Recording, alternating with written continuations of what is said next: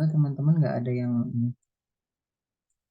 Oke, yang pertama P3K analis pasar hasil pertanian seperti itu. Kita langsung ke kisi-kisinya dulu ya.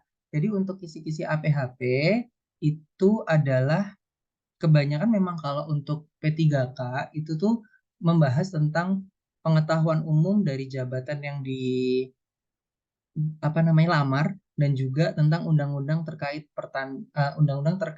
jabatan tersebut seperti itu ya. Karena analis pasar hasil pertanian berarti kan nggak jauh-jauh nih undang-undangnya tentang pertanian. Kalau pertanian itu pasti ada sangkut pautnya sama pangan. Seperti itu ya. Nah, itu ada Undang-Undang Nomor 19 tentang perlindungan dan pemberdayaan petani, Undang-Undang Nomor 18 tentang pangan, Undang-Undang Nomor 13 tentang HOLTI, 38 tentang perkebunan, Impres nomor 5 tahun 2015 tentang kebijakan pengadaan gabah beras dan penyaluran beras oleh pemerintah. Terus ada isu faktual terkait komoditas pertanian, seperti stabilisasi harga dan perdagangan internasional, teori dasar ekonomi. Nah, ini unik sih, karena walaupun di pertanian, karena analis pasar, dia harus tahu nih teori dasar ekonomi, seperti permintaan, penawaran, inflasi, seperti itu, teori pasar. Terus analisis usaha tani, terus implementasi hasil analisis ekonomi pertanian. Ekonomi pertanian juga penting, seperti itu.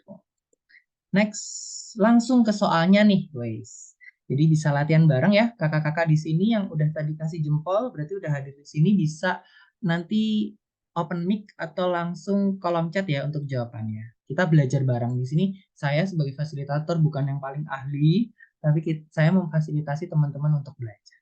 Oke? Metode penetapan harga yang tidak mempertimbangkan biaya sebagai faktor utama adalah apa? Break even, rate of return, markup, prioritas kompetitif, atau RC ratio. Penetapan harga yang tidak mempertimbangkan biaya. Jawabannya boleh dong di komen atau open mic juga nggak apa-apa sama alasannya. Karena kita belajar bareng.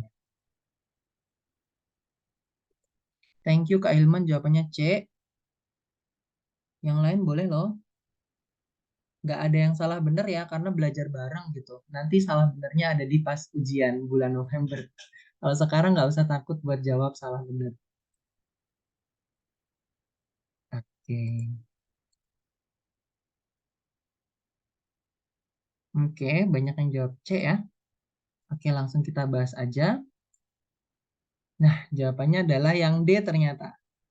Bukan markup. Kalau markup itu kan sebenarnya dinaikin ya harganya. Nah, penetapan harga berdasarkan paritas kompetitif, maaf, adalah ketika sebuah produk atau layanan dihargai berdasarkan harga yang ditetapkan oleh pesaing di pasar.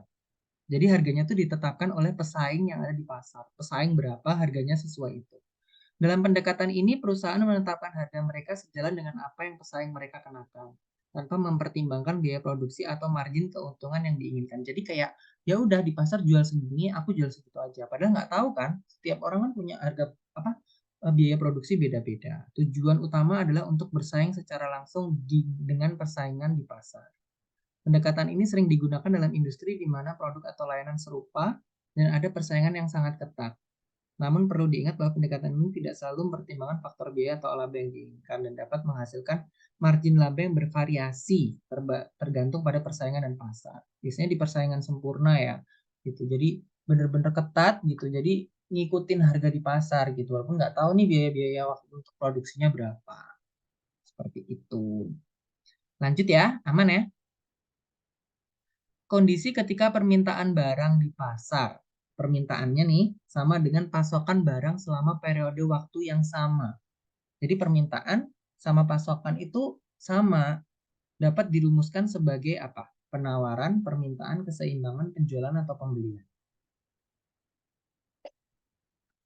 Yang mau open mic juga boleh loh ya, jadi nggak usah uh, sungkan seperti itu, karena ini kan belajar bareng. Nggak ada yang lebih jago di sini, semua sama-sama belajar.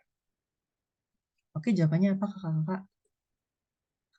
Oke, thank you. Jawabannya Kak Yuni C. Yang lain boleh?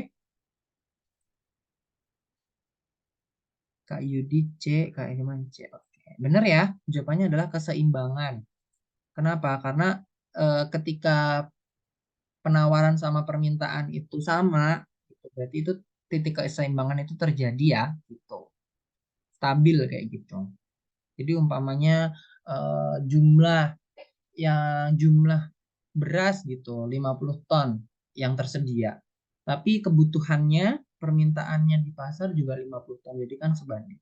Oke, mudah banget sih. Tapi ini keluar loh tahun apa PPPK yang kemarin ujiannya itu dari FR ini keluar. Jadi tentang banyak lagi ya tentang kurva permintaan penawaran kayak gitu. Jadi belajar banyak dari sini juga nggak ada salahnya loh gitu. Walaupun kayak ini kan ekonomi gitu. Ya nyatanya keluar seperti itu. Kurva-kurva kayak gitu juga banyak. Lanjut. Organisasi yang mengatur perdagangan internasional di dunia adalah WTO, FAO, APEC, MEA, atau WWF.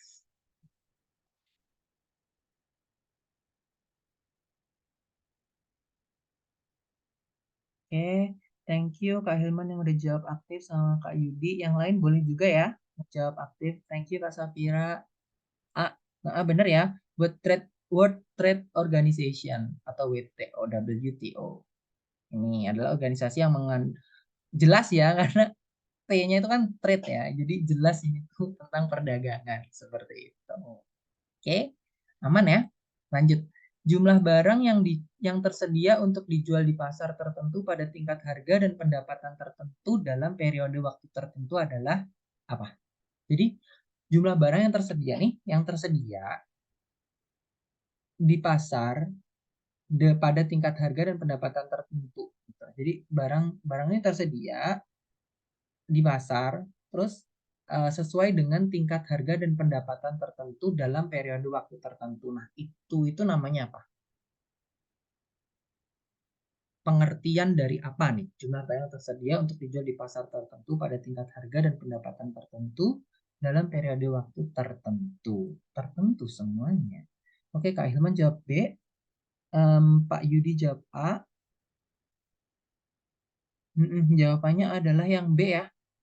Penawaran. Jadi penawaran itu diingat-ingat yang tersedia gitu di pasar. Jadi kayak seolah-olah kita sebagai penjual kita menawarkan gitu. Kita punya nih singkong 3 biji gitu di pasar. Berarti kan di pasar kita lagi ada penawaran 3 singkong kayak gitu kan. Tapi di waktu tertentu kayak gitu. Harganya juga sesuai harga yang kita tentukan kayak gitu. Ya, jadi periodenya waktu itu namanya penawaran. Kalau permintaan berarti sebaliknya ya, gitu. Jumlah barang yang diminta gitu atau kebutuhannya berapa. Ya. Next, nih jumlah barang atau jasa yang tersedia di pasar pada tingkat harga dan pendapatan tertentu dalam periode waktu tertentu. Seperti itu. Kurva permintaan yang sangat responsif terhadap perubahan harga, sedikitnya jumlah perusahaan dalam pasar yang menghasilkan kurangnya persaingan, dan penetapan harga yang harus disetujui oleh semua perusahaan yang beroperasi di pasar tersebut merupakan ciri-ciri dari struktur pasar yang dikenal sebagai, ini ada beberapa keyword ya, seperti ini, kurva permintaannya responsif, sedikitnya jumlah perusahaan. Terus penetapan harganya harus disetujui oleh semua perusahaan. Itu ciri-ciri apa? Nanti aku ngapus lagi dong. Di clear aja. Pak Hilman E, Bu Yumi C, Pak Yudi C. Jawabannya adalah we're all drawing. Oke. Jawabannya yang benar adalah ini ya. Oke. C, oligopoli. Ini loh, apa ciri-ciri yang utama itu yang paling diingat itu ini. Sedikitnya jumlah perusahaan, tapi nggak satu, tapi sedikit. Itu tuh oligopoli. Kalau satu itu monopoli. Ya, nih jumlah perusahaan terbatas. Produk serupa atau identik. Kontrol harga tinggi. Perusahaan tersebut memiliki kendali besar terhadap harga. Persaingan ketat, kesadaran terhadap pesaing, terus resiko kolusi. Coba untuk bekerja sama dengan mengendalikan harga atau pangsa pasar. Nah, ini tuh kayak dikendalikan gitu karena yang main itu tertentu dan pengusahanya tuh sedikit. Kayak gitu. Jadi bisa kayak mainin harga. Oligopoli. Next. Harga yang terbentuk dari titik pertemuan kurva penawaran dan permintaan dalam transaksi jual beli atau equilibrium price adalah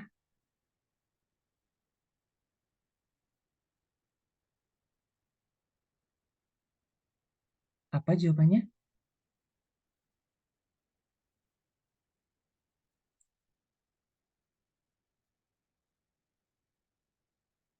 Oke, benar ya. C, harga keseimbangan jawabannya. Karena ini tadi bertemu kan kurva kurva apa namanya? Kurva penawaran sama permintaannya itu lagi bertemu di satu titik. Gambarnya tuh kayak gini. Ya, kurva. Aduh. Nah, itu kayak ada pertemuan di titik di sini nih. Nah, ini namanya equilibrium atau harga keseimbangan. Oke, they're all drawing. Ya, udah jelas ya tadi. Jadi, kuantitas yang diminta sama dengan kuantitas yang ditawarkan. Itu namanya equilibrium, titik keseimbangan. Segala upaya untuk membantu petani dalam menghadapi permasalahan kesulitan memperoleh prasarana dan sarana produksi, kepastian usaha, resiko harga, kegagalan panen, praktek ekonomi biaya tinggi, dan perubahan iklim adalah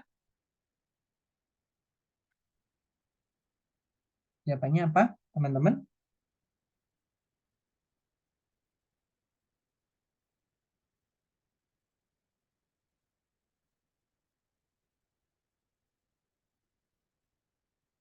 Oke, banyak yang jawab C.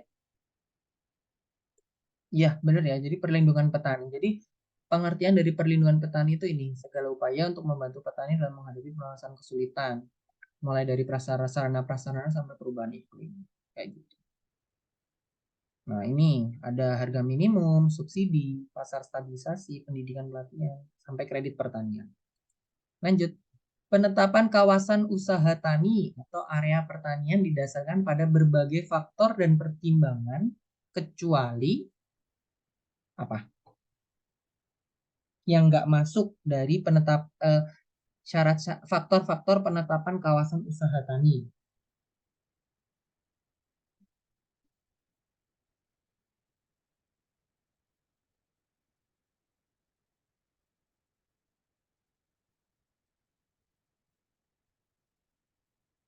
Wih, udah banyak nih yang jawab, seneng banget nih.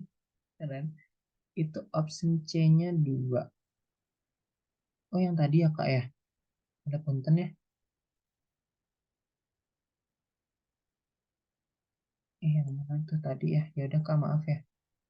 Ini jawabannya tadi banyak yang ya. Ya benar, jadi gaya hidup masyarakat itu nggak masuk dalam penetapan kawasan usaha tani. Tapi yang jelas penetapan kawasan usaha tani itu tuh ada ketersediaan lahan, kondisi iklim dan cuaca, sumber daya air, sama kebijakan pemerintah. Selanjutnya, program strategis yang bertujuan untuk meningkatkan kinerja sektor pertanian dari awal hingga akhir melalui perbaikan akses adalah apa?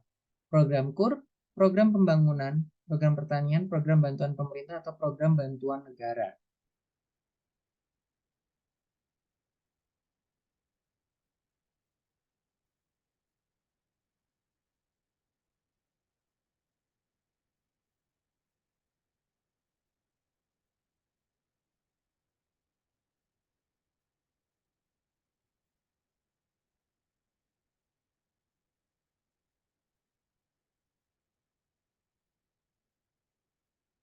Oke, 3 orang yang jawab C.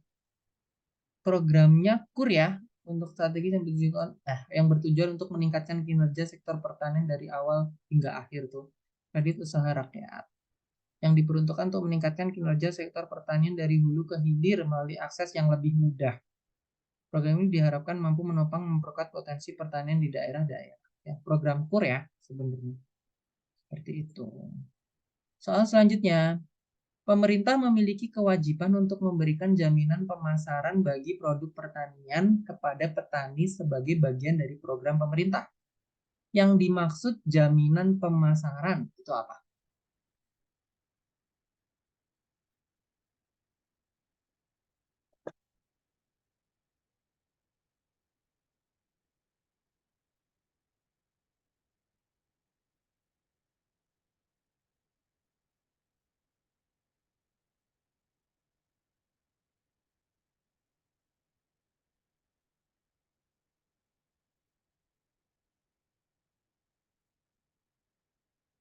Oke, udah banyak yang jawab. Ada yang A, ada yang B ya. Thank you yang udah jawab. Jawabannya adalah ini. Kewajiban untuk memberikan jaminan pemasaran bagi produk pertanian kepada petani. Jaminan pemasaran itu A ya. Hak petani untuk mendapatkan penghasilan yang menguntungkan.